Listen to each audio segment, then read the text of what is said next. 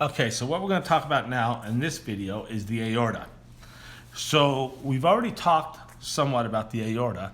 We talked about how we had the aorta came off the heart, it came off the left ventricle, and then we talked about the ascending aorta.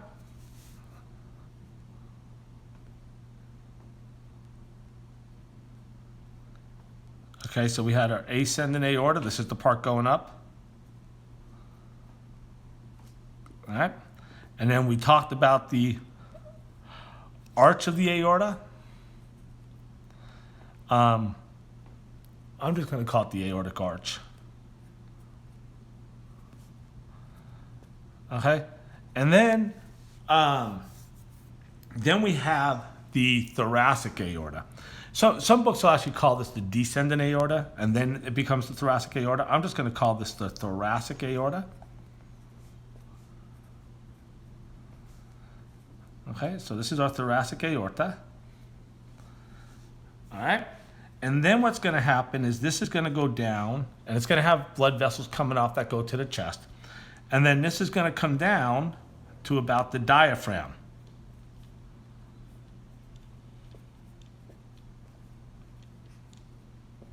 Okay, and then after the diaphragm, the aorta is going to come down, and it's going to eventually end up splitting into two. All right, but before we get there, when it's in this area in here, it's going to be called the abdominal aorta.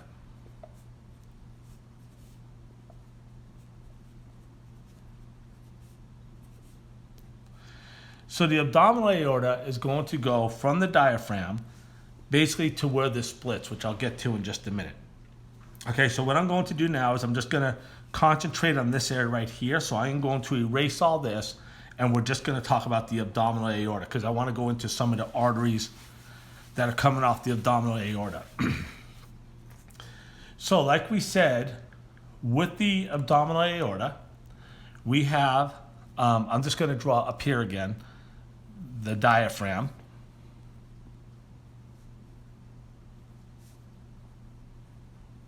Okay, so this was the diaphragm. All right, and so we said this was the thoracic aorta, so now it's in the abdominal aorta. So not too long after this comes off, we have a little branch that comes off, and this is called the celiac trunk.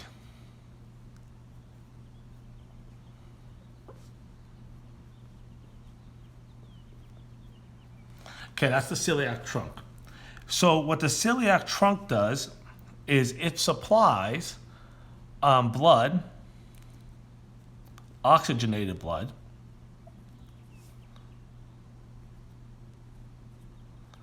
to the liver, the stomach,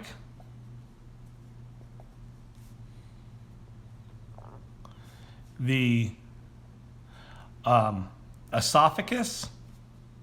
When the esophagus is just before it goes into the stomach, it's called the abdominal esophagus, but I'm just going to write esophagus. All right, the spleen, and also the intestines, and the pancreas. So you can see this is a pretty important artery, the pancreas and the intestines. It does the intestines at the very beginning of the intestines.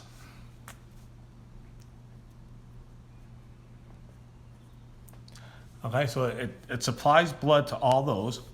Then as we come down a little bit further in the abdomen, I am going to get some arteries that go this way. And these are called the renal arteries.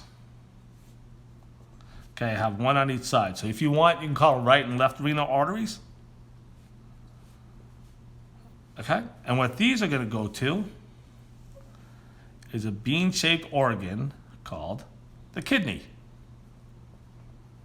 So the renal artery is going to go to the kidneys.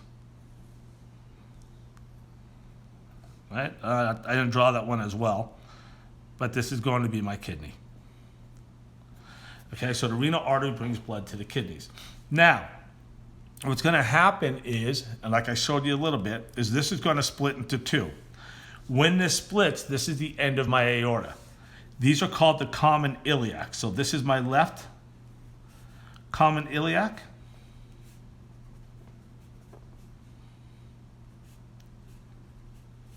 Artery, and this is my right common iliac artery.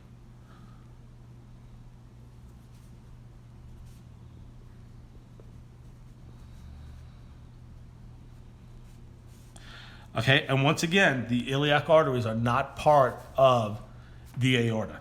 So we have the thoracic aorta until we get to the diaphragm, right? And then after the diaphragm, we have the abdominal aorta. There's more arteries that come off of here. I was just doing some main ones. But we have the celiac trunk, which is going to supply the blood to all of these organs. And then we have the renal arteries. I'm going to spread this out so it doesn't look like renal, okay, which are going to supply to the kidneys.